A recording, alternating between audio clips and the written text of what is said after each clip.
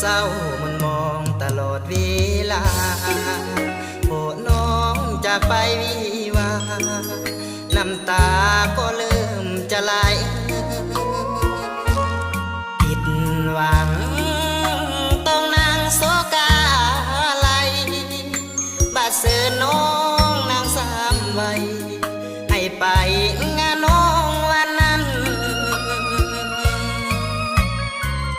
เป็นแขกในงานเมื่อวันมงคลขอบใจที่มาเจือจูนกาลุนให้ไปร่วมงานผู้แขนให้แฟนที่เคยสาบาน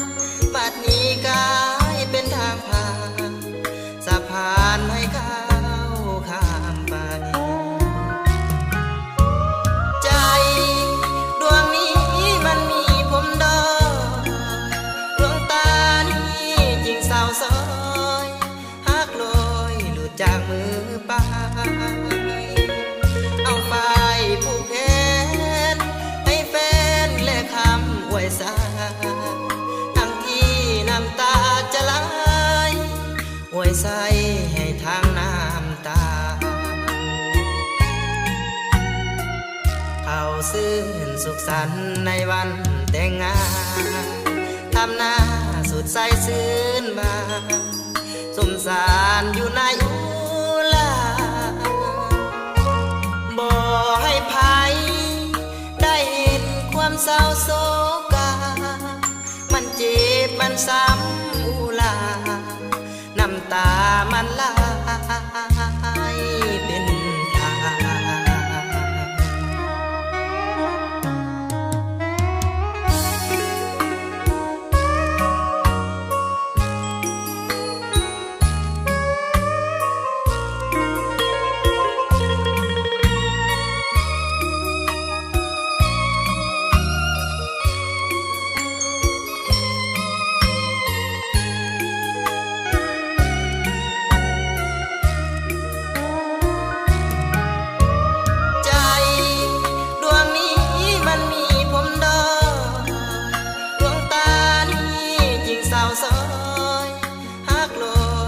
จากมือไป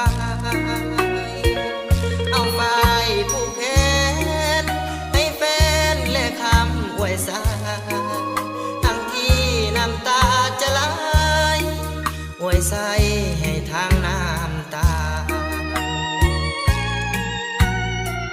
เขาซื่นสุขสันต์ในวันแต่งงานทำหน้าสุดใสซื่นบาน